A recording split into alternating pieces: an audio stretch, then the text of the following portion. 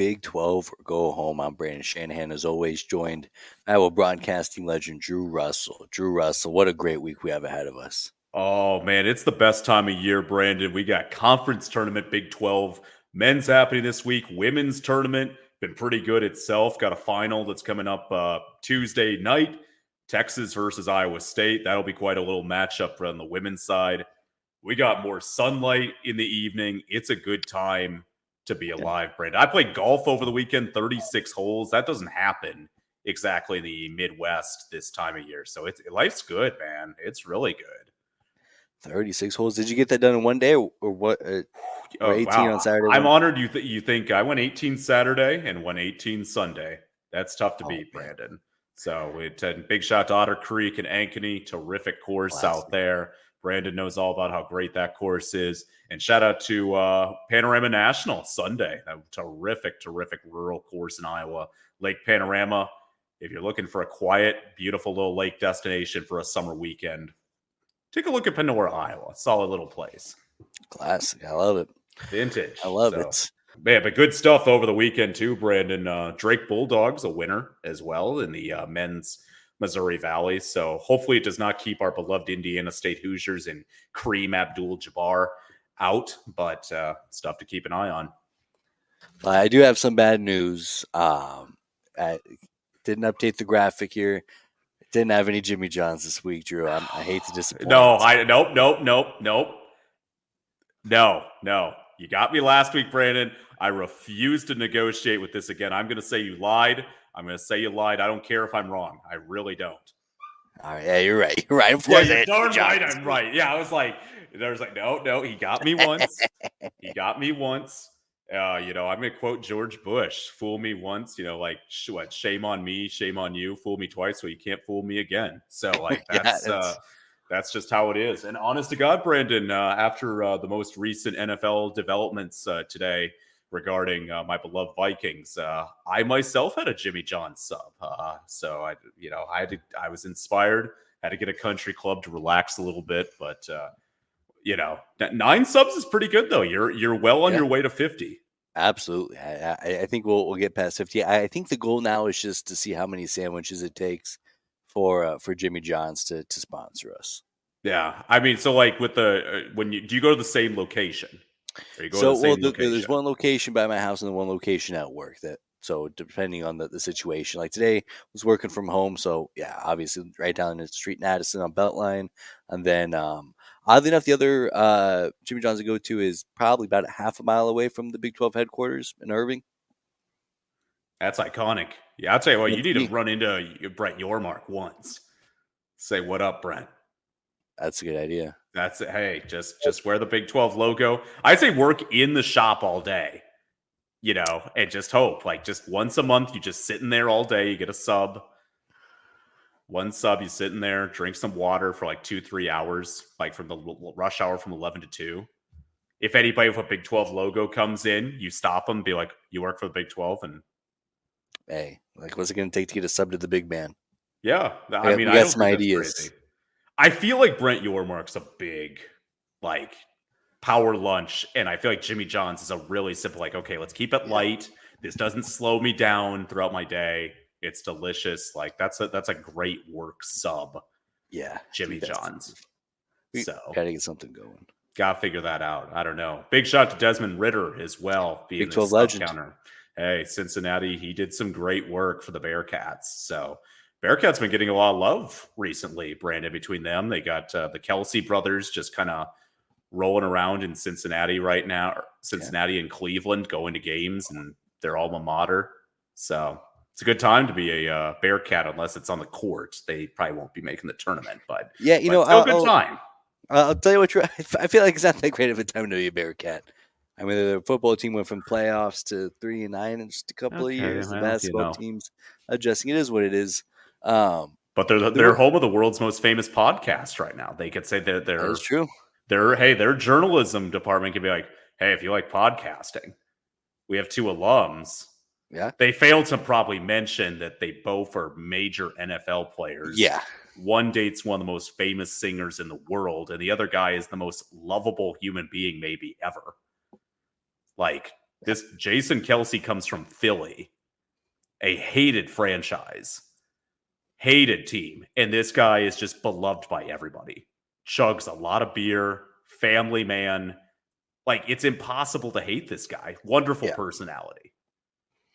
Just a classy man. I don't know. So, but you're right. You're actually right. It's a terrible time to be a Bearcat right now if you're looking at their football program and everything. But hey, there's time.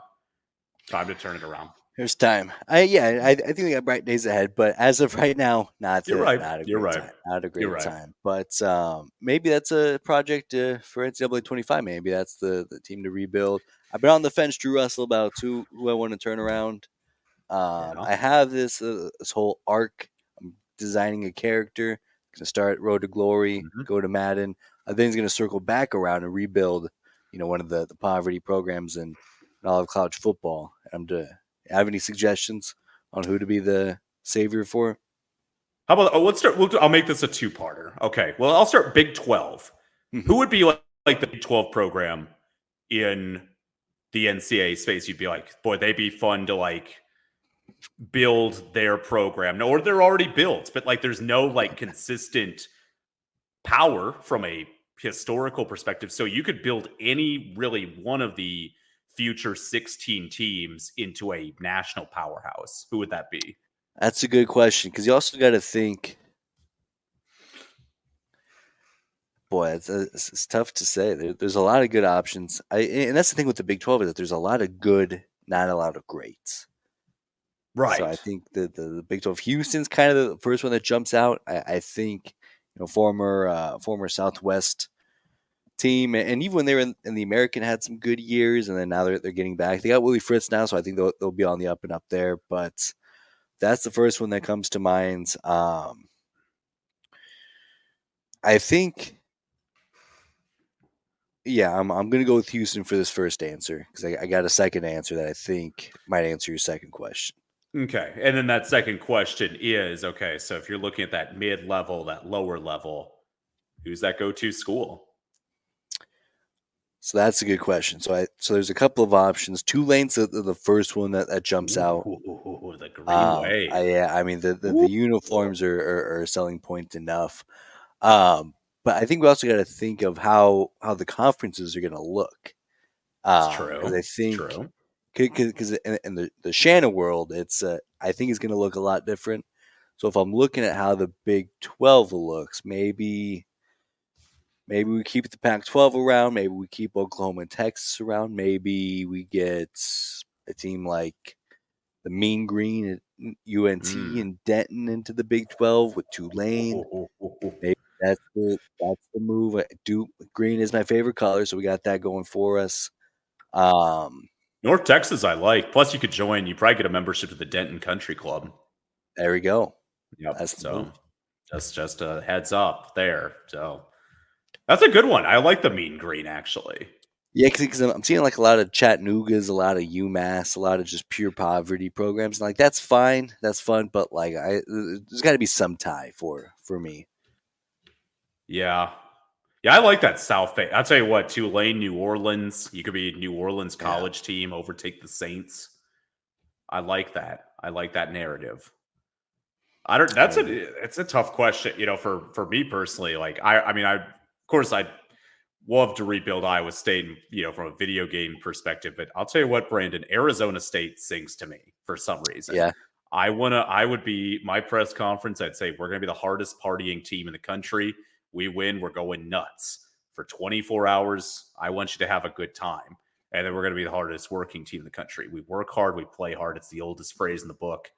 I'll hire Jordan Belfort, kind of a scam artist Jordan Belfort is in real life, but I feel like he'd be a good mentor to have. I feel like the 80s and stock trading was a different vibe, Brandon. And it might just be the colors, but they do kind of feel like the Iowa State of the Southwest. Ooh, and like, even like the color wise, like the darker red they have, it maybe it's just like the Iowa State red, but just like more sunburnt, more sun warm. Pretty good. Yeah. I'll tell you what, and I love our alumni base at Arizona State. You're telling me I get to have an alumni base. I know I'm going to be missing some names, but I will have For basketball, James Harden. I will get, for golf, Phil Mickelson. Baseball, I believe, don't quote me, I believe Barry Bonds played at Arizona State. And then football, you've got a lot of great players out there, but of course, I'll go on the sentimental story with one of the great stories and tragic stories in this country history in Pat Tillman. So you've got like this deep alumni base, Brandon, warm year all year round. I think it's a sleeping giant. In real life, too. I believe that, honestly, in real life. But in the video game, I think I could do something with them. It's a good one to go to. Would you keep the Pac-12 or would you still keep them here with the Big 12? I'll tell you what, Brandon, that would create an entire time machine. We're going back old school about 30 years. I'm just going to put everybody in their conferences based on like 1990. Yeah. That would be my move, I think. The only change that I would make from that is I would keep Texas A&M in the SEC, and then so we can keep TCU in the Big 12. I actually kind of like that a lot. I agree with the SEC move for A&M. I would actually add Arkansas to the Big 12. See if they would take a Big 12 invite over A&M. And then you get an interesting little regional rivalries of Arkansas, Oklahoma, Oklahoma State. Yeah, Texas that's a good one. would still be around. And then they have Mizzou. If you get Mizzou, if you say we're going to take Mizzou out of the SEC, put them back in the Big 12. I love Arkansas from a geographical fit for Big 12 athletics. So then how do you make that work? Do you get rid of Baylor? That's a great question. Those are tough questions, Brandon. Like, that's something I haven't dug into a lot. But yeah, I would for now keep it like, let's just go back. I just want to see like the old school, like let's get the Southwest Conference. Let's just get this more regional again. Or are you talking about going back even further to where it's not the Big 12, but the Big 8? Big 8. Okay. I'd go really old school, just initially, just to reevaluate and then pick and choose from there. I don't know what the ideal. I mean, we're going to have mega conferences for a good amount of time, at least on paper, Brandon. But I still love the old school. You have about 8 teams, 10 teams in your conference. There's a reason why it's called the Big 8. Reason why the Big 10 was called the Big 10. These are things that just added up. But tough call. It's an interesting question. Yeah, and certainly says something we'll dive into this summer. I got to imagine that'll be a cornerstone for content here on the Corners Connection Network. But I'm already starting to put those pieces together. We got lots of good stuff coming up here. I can't wait. We need to create. I look forward to we're gonna have weekly recaps of how you play. Oh yeah, that's we're really gonna dig in. I want to see some video. We're gonna go through full press conferences. Yeah, need it. Press conferences. We get the halftime interview on the way to the locker room where I don't actually say anything, but I know I'm contractually obligated to speak to the media.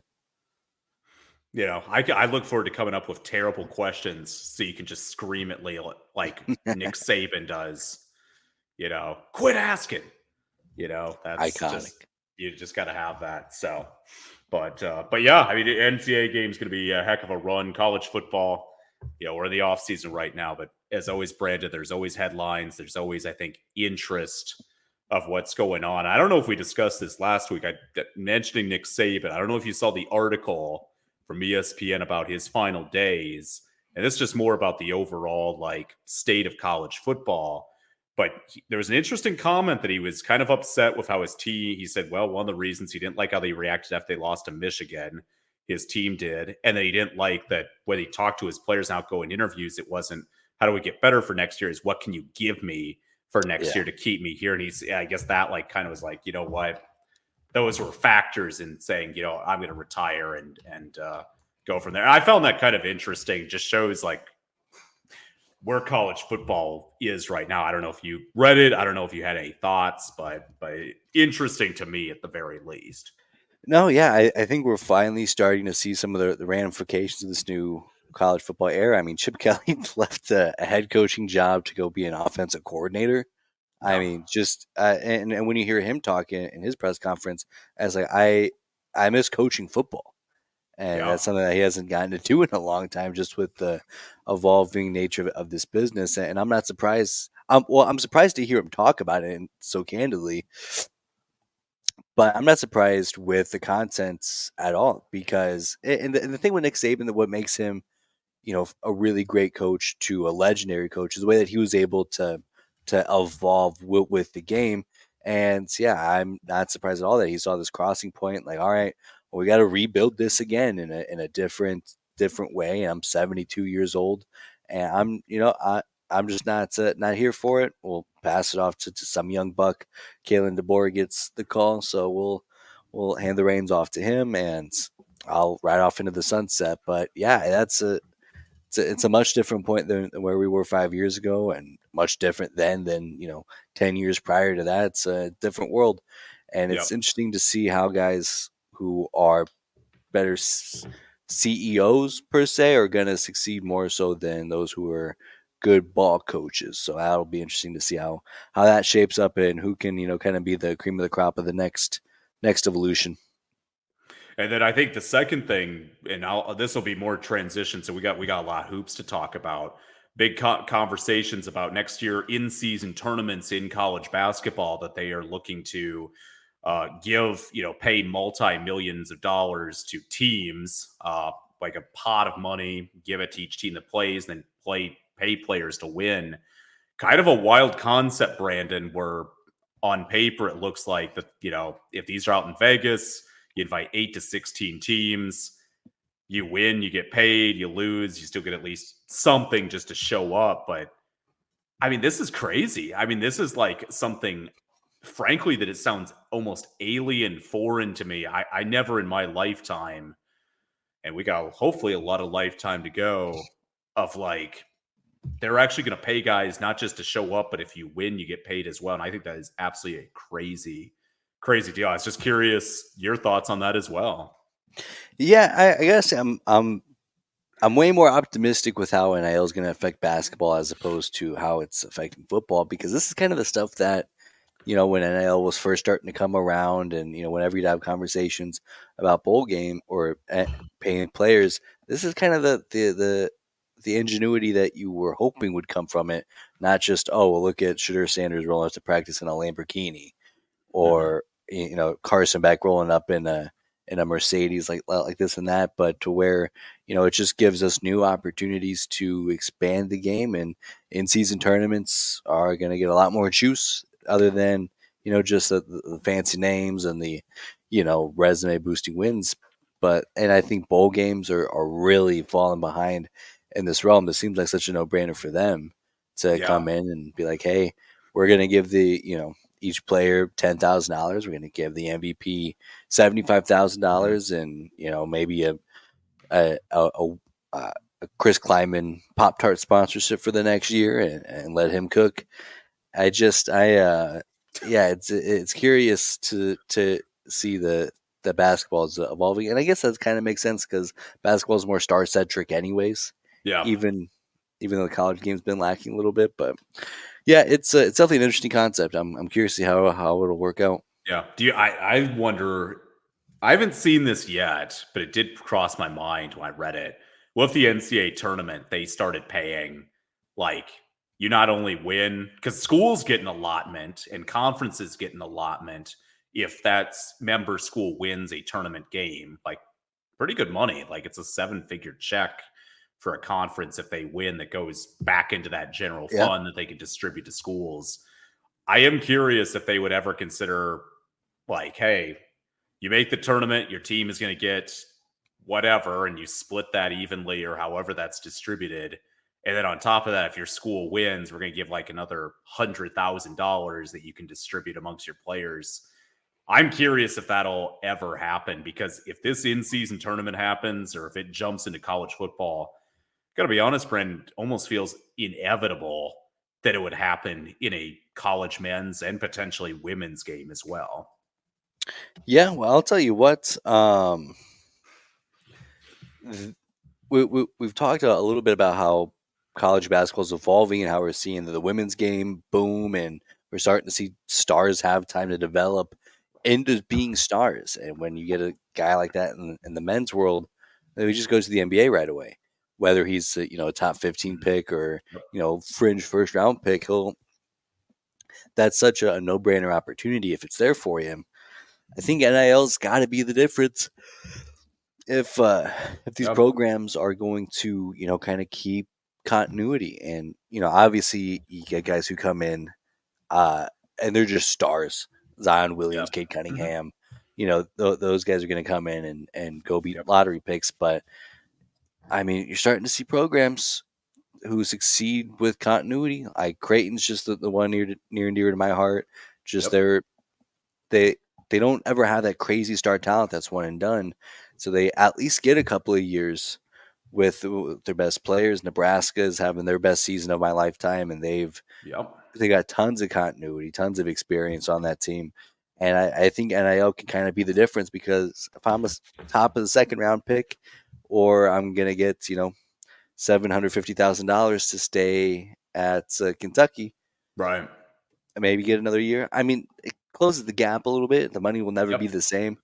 But, I mean, Buddy Hield money, we've learned recently, is pretty crazy.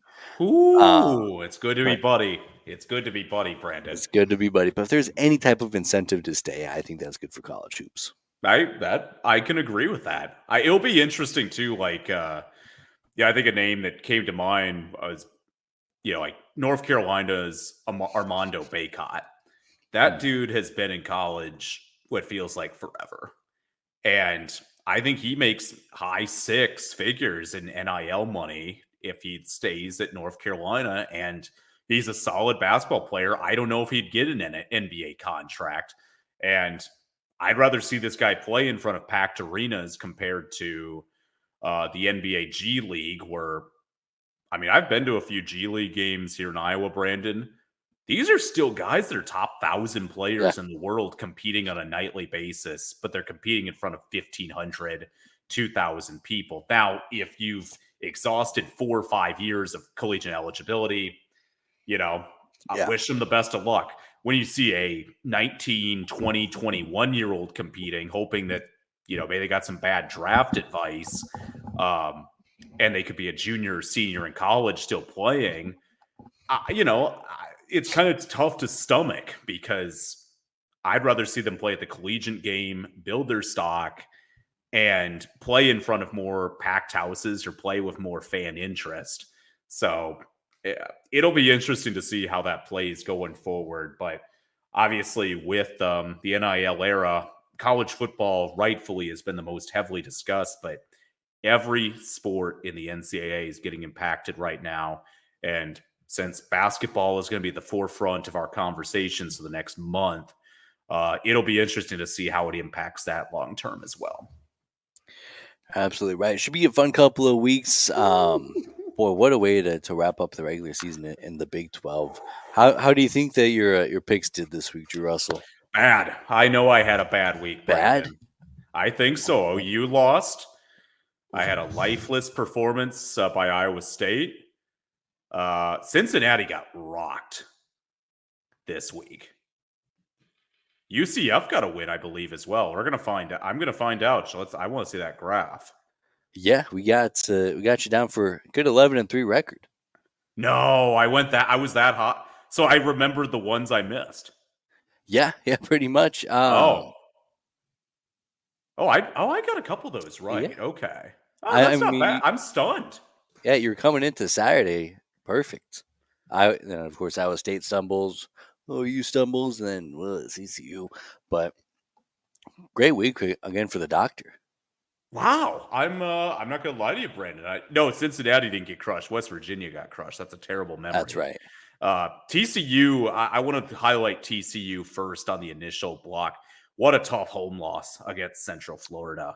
That one really stings. Now they've got to perform in Kansas City. Get a win, they're going to be fine, Brandon. They should be able to make the NCAA tournament. Even if they lose, I think they still make it. But, man, they had to make it interesting. If they win that game Saturday, I think I can pencil them in for a tournament appearance.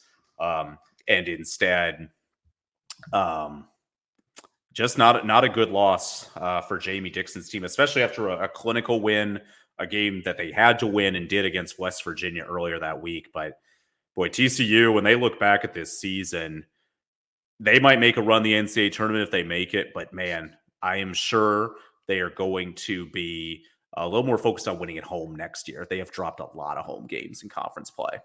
Yeah, I think as much as any team in the country, I think they're excited. All right, well, we don't have to play in Fort Worth anymore. We don't have to play at home anymore. Whew, what a relief. I know.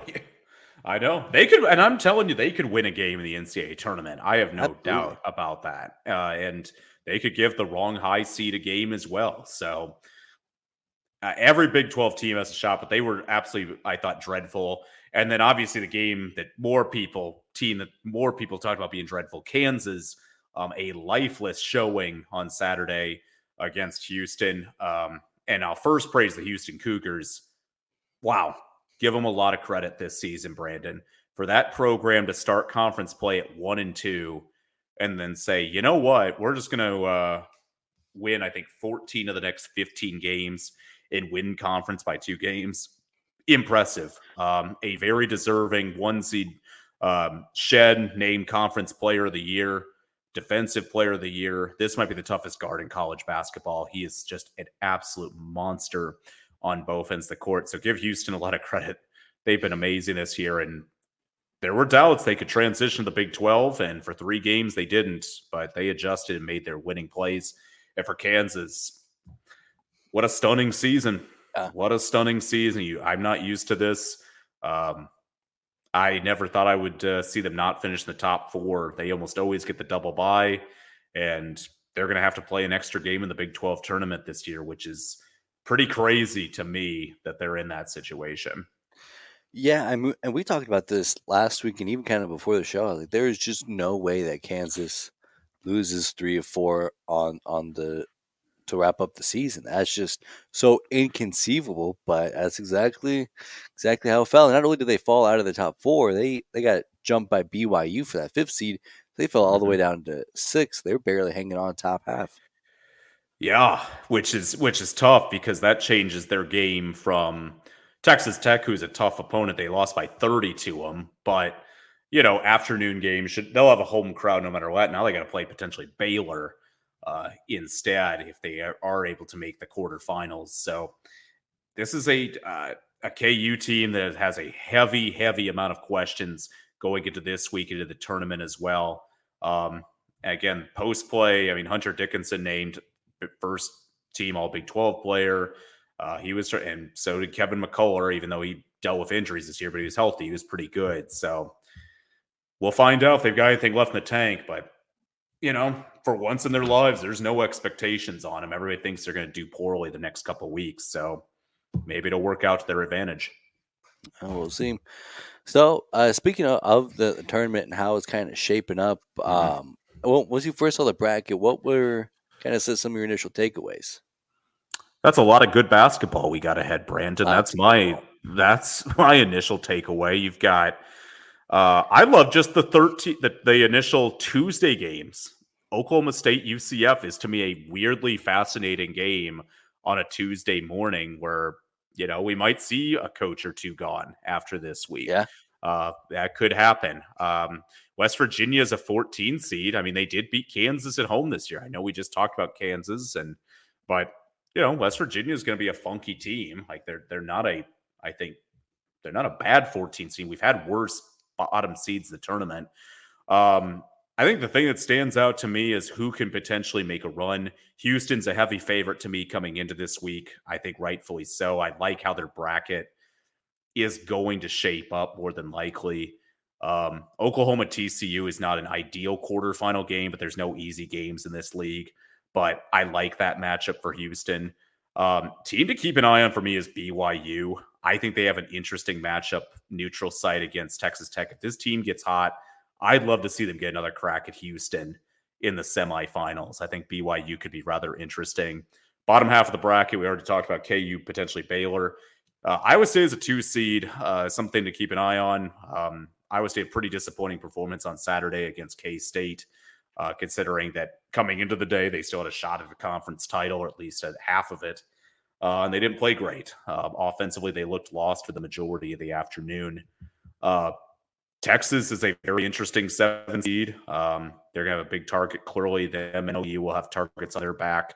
Everybody wants to take them out before they go to the SEC, but keep an eye on Texas as a 7 seed. They are a hyper streaky team. Their nights, they look like a top 3 team in the conference. Their nights, they look like a bottom 3 team in the conference. So, but Iowa State is a 2 seed. Definitely something I'm keeping an eye on because I do have some potential doubts a little bit offensively of how they played the last few weeks, Brandon. But you know what?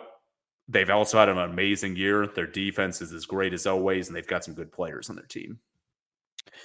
Let me just ask you this real quick question. Who are you taking, Houston or the field? Oh, man.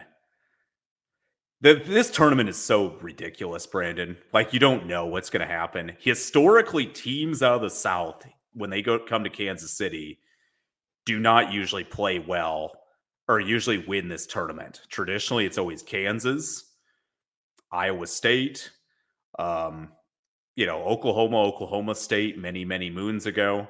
Teams out of the South traditionally do not play well. Baylor's had some success, though, the last few years. Houston, I'm curious how they will handle the crowd. I think the thing they've got going for them is they won't have to face a pro Iowa State or a pro Kansas crowd till the final.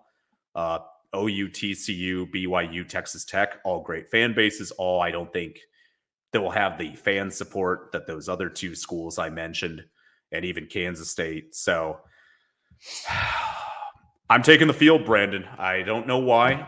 I still think Houston's the favorite, and I still might pick them to win. But you and I both know this. When it comes to these conference tournaments, they're so unpredictable, and we'll find out. I mean, we really will. Houston, though, has been great. Calvin Sampson, coach of the year, well deserved. Well, I think it's time we start picking some games here. I mean, I'm all for it. That was a great preview they just broke down. The one thing that I wanted to add on to it is from an Iowa State point of view, it's a fun draw. It's a fun draw. You either get another opportunity to put down the horns, or you get an immediate revenge game against Kansas State, which I would very much like to see. Yeah, they're going to have I know this, Brandon. They're going to have a very I think lubricated crowd come Thursday night is what I'll use, because rematch with K-State after just an embarrassing performance, I think those players would love. And man, I've already reached closure with taking out Texas earlier this season, but boy, it would be kind of nice to take them out one final time and kind of get just that feeling of we took them out in our final season. So you're right. That's a fun draw.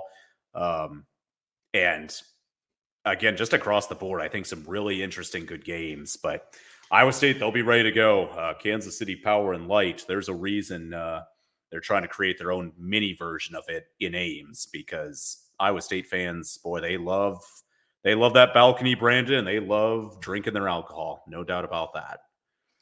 That they sure do. Can't ever count them out.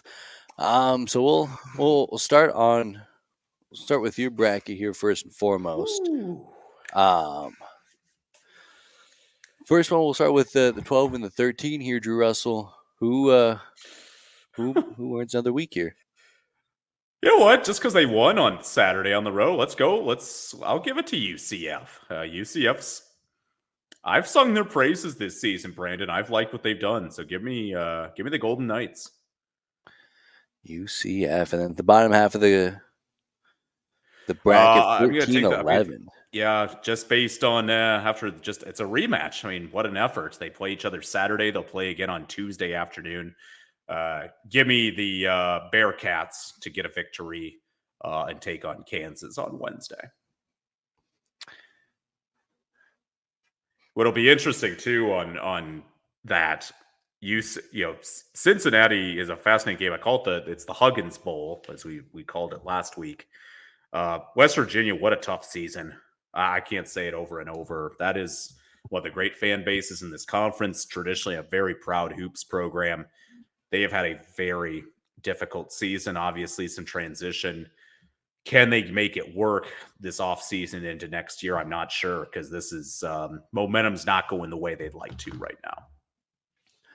And now, I'll tell you what, I don't have too much objection with with either of those and how that's playing out. So I'll take, I guess I'll take the Cowboys. I think that there is still a lot of pride with the Cowboys. I think that they figure it out. But I will also go, well, yeah, give me Cincy to pick up a win. I think, I think this just means a lot more to them. I'd agree with that. I again, I think they're thinking NIT. Cincinnati's still got potential NIT on their minds. So yeah, and with the NIT rule changes, we can get those types of teams in now potentially. So something to keep an eye on. And then Thursday or Wednesday, finally start the full slate of games here. UCF and BYU. What a classic Big 12 matchup. Just when you think of Big 12 ball, you think of Central Florida and Brigham Young University going at it. You're darn right you think of those two teams, Brandon. There's no question about it. These are two teams that I'll hype it up. They hate each other. Orlando versus Provo. I mean, good night. That's like comparing Las Vegas against Ames, Iowa. I mean, what a difference in cultures that is. That's a really interesting matchup. UCF's very physical. BYU, I'm going to say, shoots the basketball very well and gets a victory. I think if I were to pick one, I guess I don't even have UCF on my side of the bracket. Yeah, give me BYU. Man. Yeah, I was gonna say, if you take Oklahoma State, I you know what? They're fighting for Coach Mike. They'd be fighting for Coach Mike Boynton. And then let's see here. So we got Oklahoma and TCU. I think that there's something to TCU. I mean, both of these teams kind of come in a little bit hobbled. So I think I'd rather take the team that's succeeded away from home as much as they have. Give me the Frogs. Yeah, that's a pretty good pick, Brandon. Oklahoma did not play very well against Texas on Saturday. They are still playing. It's kind of a bubble game. This is the definition of a bubble game. Winner, no question, I think is going to make it. Loser, I still think will make it, but more iffy. I'll go opposite you. I'll say Oklahoma Sooners find a way to get it done. Then the big one that I'm sure we'll both be keeping our eyes on. We got Kansas State and Texas. What's it going to be, Drew Russell? Another opportunity to throw the horns down or instant revenge?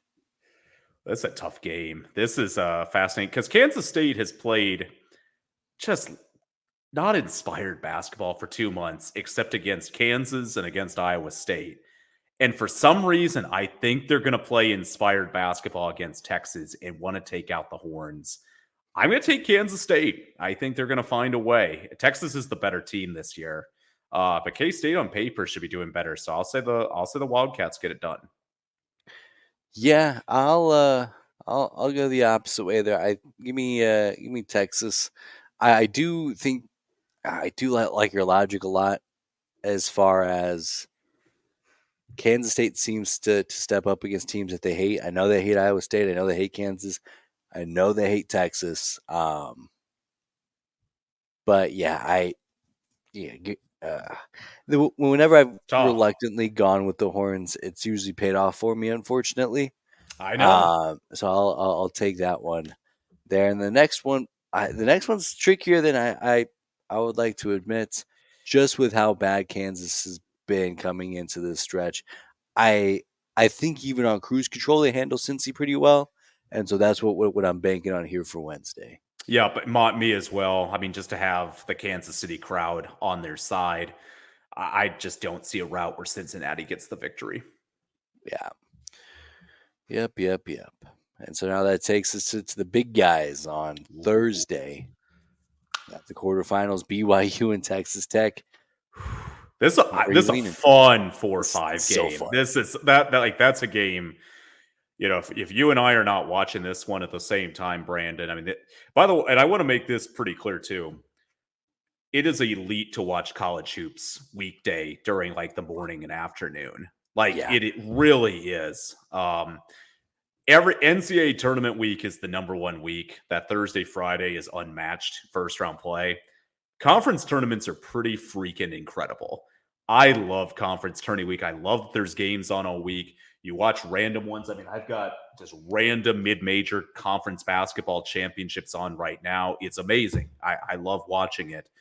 So I'm honored that this is an 11:30 tip on a Thursday morning. Great game. Who's going to be more dialed in? Texas Tech will have the extra day of rest.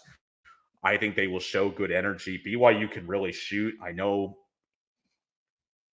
I hate this game, Brandon. This isn't. This is. I feel. A 4-5 is usually kind of. It feels like a 50-50. This feels like a 50-50. Give me BYU. Give me BYU. I say they shoot it well again and they find a route to victory. Wow. I could regret that. Yeah, I like that you went that route. I was going to go Texas Tech either way, but I'll definitely definitely take that. I mean, yeah, 50-50. I when I think of BYU and how good that they've been throughout the season, I think of how dynamic Provo has been. And I mean, this is the first trip to Kansas City for the big one. So I don't know if that we're splitting hairs here. I feel like that could be a difference here. That'll be a major seeding game as well for the NCAA tournament. That's going to be a potential line game for both those teams. Mm-hmm.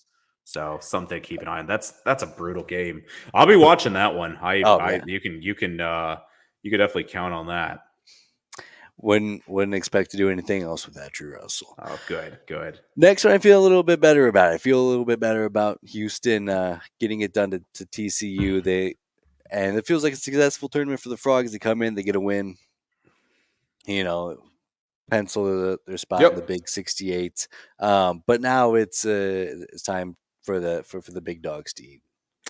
Yeah, you're not going to have me. I've got OU, but the logic is exactly the same. I think Houston, they're going to crave that one seed. I know they'll be fired up to take on either one of those teams, whether that's an in-state rival or a program that's about to leave the conference. So, yeah, I got the Houston Cougars as well. And up next, we got Kansas State and Iowa State in the Dr. Russell bracket. Great game. That'll be a fun evening session no matter what, whether that's a Texas K-State, assuming Kansas win. What a evening session that is on Thursday night with two great games. I'm going to take Iowa State personally, and I'd take them over either one of those teams. I refuse to believe that they would be knocked out in the quarters. I will not live in that world. I'm right there with you. Does Jim Carrey make an appearance? I guess does he make an appearance on television? He is one of those guys you have to find. I feel like if you're in the production truck and you follow Big 12 hoops, that's a guy they want to find, right? Like, I mean, this guy is our version of like Bill Murray. Like, you have to find this guy. Every team's got their celebrity. I mean, they have no problem finding Matthew McConaughey. No kidding. If anytime Texas went, they're like, "Where's Matthew at? Matthew, where are you? Where's Bevo? Oh, there he is, Bevo and Matthew." No. This is our version. So yeah, Jim Carrey's gonna be rocking and rolling. You know that. Game 10. What a way to stamp off a good day of basketball. Kansas and Baylor. Both teams not. Kansas played well in Waco. They lost, but they did compete for a good chunk of that game. Yeah. Give me Baylor. Give me Baylor. You're taking Baylor. I'm taking Baylor. All right. Yeah, I'm taking Baylor. I overstepped my chain of command in the order, Brandon, but that's great. I was jumping at the chain. So I was like, I love that. I do think Baylor. I do trust Baylor a little bit right now, but as you mentioned, he kind of talked me into the location impact. I think. No, give me Baylor. Give me Baylor. I was trying to talk myself into Kansas. Ran out of time. Couldn't do it. That'll be a great basketball. That'll be a great game. That quarterfinal session on Thursday. Oh my gosh, that is so good. It doesn't get any better than that, Drew Russell.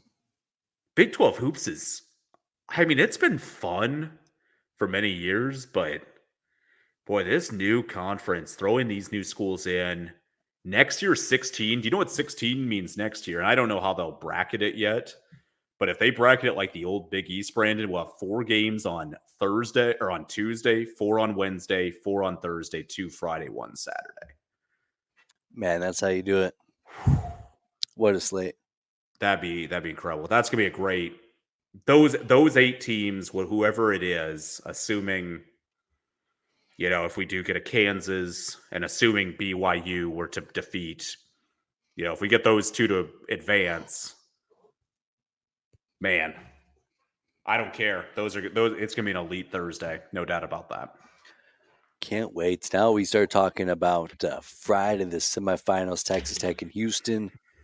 I can't talk myself into Tech here. I still like Houston. Yeah, Houston. I think it just showed like Houston and UConn are just the 2 teams this year, Brandon, I just have so much respect for, and just I really am terrified of them. They are just elite programs, and I can guarantee for NCAA teams, UConn is going to be a 1 seed. They're probably going to go in the East. No team on this planet wants to go to Boston in the regional finals and have to play UConn. That sounds awful. And I'm sure teams feel the exact same way about Houston and Dallas to be in their home state for a regional final. That's how good this Houston team is. I've got to take Houston as well. BYU, I think, will run out of juice. So I'm going to take Houston. But that's a good – those are 2 potentially good games, whichever it is in that 5-4. Another big one. I'm glad you're going first here. It'll give me some time to recollect my thoughts. How do you think this one shapes up? Well, only one matchup between Iowa State and Baylor this season. Baylor won that was a top 3 bizarre Big 12 game this season. I mean, when you get Scott Drew kicked out of a game, you've got a stupid, stupid game. Officiating was pretty difficult. And even as an Iowa State fan who's used to getting tough calls, even I'll admit, Baylor got it. That technical was a bad call. Iowa State for once benefited from a call. Momcilovic hits a 3 at the end. Brandon hits it. We were supposed to win. Only one problem. It was 0.2 seconds after the buzzer. It was a great attempt. Banked it in from 35 feet. This time, though, they're in Kansas City. I know it's neutral site, but this is a home game for Iowa State. There's going to be a lot of Cardinal and gold in those stands potentially on Friday night. Unless Kansas defeats Baylor, then, boy, that's going to be quite an environment for a semifinal. Those are always wild games in KC. Home game, if it is Iowa State Baylor, and I'm going to take the Cyclones. I'll say they get it done. Let me ask you this, Drew Russell. As now we're starting to get to the point where I'm putting on my bracketology hat and just thinking about how brackets tend to shape up and where I want to back my horse to. Is there any possibility that Iowa State went into that game Saturday against Kansas State and thinking there's a fair chance that we could meet up with them at some point in the Big 12 tournament, and damn, it is hard to beat a team 3 times? Maybe. That's a good point, Brandon. I didn't even think of that next level thinking. That's a next gen stat right there from Brandon Shanahan. They could have. Why not? It makes sense. And if that means we succeed this week, then that's just elite coaching from TJ Otzelberger. I mean, I wouldn't put it past him. Yeah, he's a smart man, and he's not videotaping sidelines like some coaches say. It's good that he thinks like that. And so with that said, I'm going to put out that I have a couple of cardinal rules when it comes to filling out brackets, typically reserved for the big one, but I think that the principles are going to go into here. There's obviously only been one time where all 1 seeds have made it. How often do you see a 1-2 regional final? I'm going to bet Baylor just because I think Houston's going to make it as a 1 seed, and I don't. This conference is too deep for me to just pencil in a 1-2 final. So give me the Bears to pull off the win against the Clones. Baylor is a just gifted basketball team. If that, again, I just don't see any semifinal combination that makes me go, oh, that's kind of disappointed we got that matchup or whatnot. I mean, just the possibilities are endless. Baylor's a heck of a team. I don't hate that pick at all. And now what I would say here is that if I were to have picked Iowa State, I think I would pick them to take down Houston. This would by far be the rowdiest environment that Houston would see in this tournament. Yeah. But since I have Baylor penciled in to face them, I'll take the Cougars to sweep the Big 12. Yeah, and if they're able to finish that out, Brandon, and get the regular season championship, postseason championship, what a statement! What a statement for the Cougars to end their season. So they really could ride some heavy momentum going into the tournament. Houston, Iowa State, man, I have such respect for this Houston team, Brandon, and Iowa State's play. Yes, I know they lost Saturday, but in general, they've been winning. I mean, it hasn't been pretty, but they are winning. Can they find the resources to take Houston off of their game on Saturday? It would be a pretty much home game for Iowa State on paper. And I will say that Kansas City, I think Houston, you're right, won't be ready for that rowdy atmosphere. So I'll take the Cyclones. I said I would take the field over Houston, so I guess I better back it up, right? I don't know what else to say. Could Iowa State lose on Thursday potentially? Yeah, I wouldn't be stunned, Brandon. And then you can pull out your red or pink Sharpie and call it a day. And you can be like Seth Davis and just for no reason on Twitter write Sharpie and just do that over and over. So I don't know. But Cyclones, I mean, Hilton, I mean, they've won quite a bit down in Kansas City historically. I think 5 times. Give me that coach TJ though. That's a beautiful image. That's the hype man of the century right there. And but I'm gonna have to burn that PDF by Thursday though, Brandon. I mean, it might be like my bracket next week. So, but what a tournament! Holy cow! So you probably know more about the dynamics of how everything would play out if Iowa State does go and they beat Houston to win the championship. Can they sneak up to a 1 seed? I don't see it. I don't. Their non-conference was bad. No other way to put it. They didn't. There's been a lot of hate towards the Big 12 about them. The net rankings and them getting high rankings despite, some of them not challenging non-conference schedules. They win the tournament. They're at easy 2, and they should have favorability in terms of that they would probably stay in the Midwest, have like Purdue as a 1 seed, or I wouldn't be ecstatic going west to an LA, but they're not going to put them in the Houston region because of the same conference. If they won this tournament, Brandon, and they put them in the East with UConn, I would physically go to the offices and try to start a fight with somebody. I'd be pretty angry. But I mean, you get 2 wins against Houston. Who's better than that? No, you're right. I mean, they'd be a strong 2 seed. They would be if we win 3 games, Brandon, you already know the off the rails hype train for Iowa State would be pretty sick for the coming days of a lot of people saying they're a Final Four team, all that, and they very well could be.